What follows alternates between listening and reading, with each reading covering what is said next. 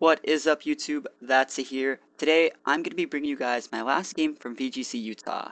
I didn't really know what I was going to stream for today's battle, so I figured I might as well just look through my game and see what battles I had saved.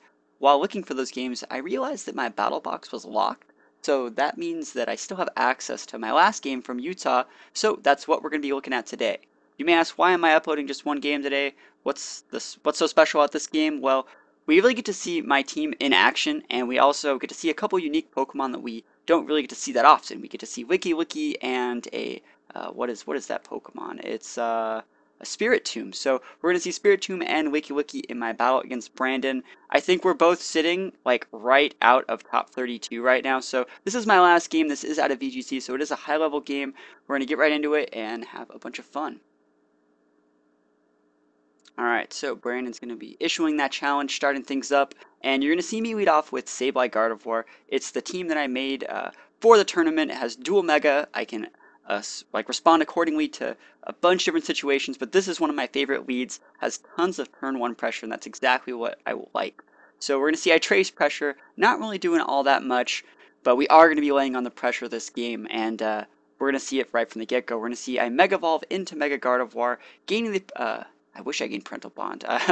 Gaining the Pixelate ability, no longer needing the pressure, and we're going to go for a Fake Out on Swampert turn 1. It's the only thing I can really Fake Out. Spiritomb is a Ghost type after all, and then we are going to slam a huge stab, Pixelated Hyper Voice, getting the knockout on the Spiritomb and dealing a little bit over half onto the Swampert. So we're assuming that this isn't a Mega Swampert at this point, and especially once we see a Metagross come in for my opponent, we are going to confirm that that most likely is a Mega Metagross. We're going to swap out Gardevoir. Going into Aegislash here, I feel that I'm pretty safe in this swap. I was really expecting to eat like a Steel attack or some other type of attack there. We're going to see him Mega Evolve though, gaining Tough Claws means he's going to have a huge boost to his physical attacks that make contact, but he eats a priority Will-O-Wisp and gets burned for it. So not a really good situation for him. He's down a Pokemon. He has a burned Metagross, but look how much damage that does. That almost did half to my Sableye, and that is some pretty big damage. We're also going to see my Aegislash switch in and eat a Waterfall. So we know that that is a physical Swampert. And starting off turn 4, we're going to see Metagross go for a Protect. Sableye is going to pop a Recover because I could let my Sableye get KO'd eventually and just have two threats on the board, but I don't really feel that I need to lose my Sableye this early. We're then going to see the Swampert go for a Earthquake here. Going to activate my weakness policy. My Aegislash leaves me at 14 HP, which is really low, but I still feel that having the weakness policy activated on a Pokemon like Aegislash is definitely worth the trade-off. The amount of HP that you're at doesn't really matter when you pair it also with a Sableye who runs Quash.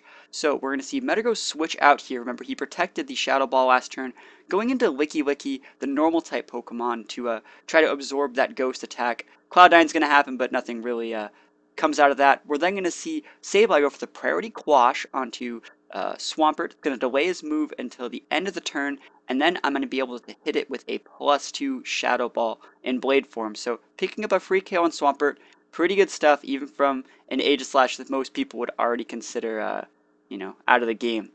So Metagross comes back in, he pops Protect, remember he is burned. Aegislash is going to obviously stance change this turn. I stayed in offensive stats 2 turns in a row, don't really want to push my luck. I am definitely in a winning position, but I don't want to throw from here. Remember, I do have like Gardevoir, and if like a crit Bullet Punch were to come in from like a burned Metagross, my Gardevoir would still go down. So we're just playing a very defensive turn, recovering, King Shielding, and he actually knock-offed into my King Shield, so his Wiki is going to get that -2.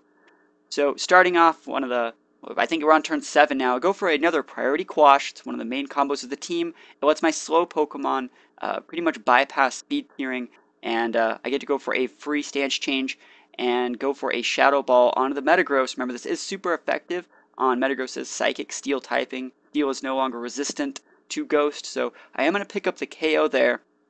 And now it's Wiki against the world. Sableye is going to go for the Titan True Quash. I mean, I could go for like a Will-O-Wisp or something, but I think this is most like, I really thought this would be enough to pick up the KO. It looks like he might have had like an Assault Vest or something like that, or maybe like a Choice Band or something like that, because we see him just like spamming knockoff. It's not really going to matter though. Quash is going to come back out for the 4th or 5th turn in this game, and Flash Cannon is going to be enough to pick up the KO on my opponent's Licky. So this may have really looked like a super steamroll, but this just shows how comfortable I am with my team. I told him during team preview, I was like, dude, don't bring your Licky. There's no way the explosion combo is going to go off with Spirit Tomb. Like, look at my team. I have, like, 2 Ghosts, like, 2 Intimidators, and you don't really know if Gardevoir has, like, telepathy or not. So I told him, like, Licky won't work. I know how your combo works. His team was really gimmicky, and I just never really let it get a chance to come off. So I just wanted to upload this game. I felt really cool ending the tournament on a good note, even though I didn't do as well as I would have hoped overall. I top 8'd the Premier Challenge the day before, but I just had really bad luck in the actual main draw. So thank you guys for coming and watching this game. If you have any more questions about this team, feel free to leave them in the comments and I'll do my best to answer them. Otherwise, I'll see you guys next time. Thanks.